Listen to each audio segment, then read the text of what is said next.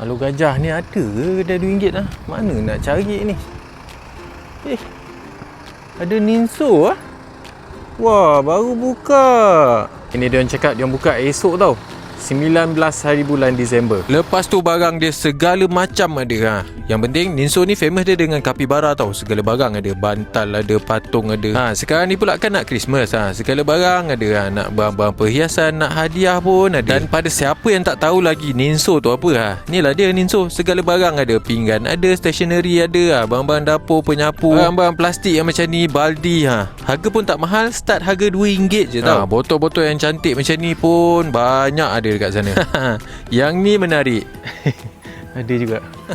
Ya, bukan setakat pakaian dalam ah, barang aksesori kecantikan diri pun ada. Barang hardware ha, kabel tie dia kat sini murah. Ha, makanan kucing ada. Yang gajen basuh baju tu ha, beli sabun dekat sini. Bukan main murah. Dah cakap tadi bukan tu je, barang-barang masakan, sos ha, segala benda lah. Sili kering, bawang pun ada. Ha, kalau yang jajan-jajan ni jangan cakap lah, memang roh dia lah yang paling banyak dekat sini.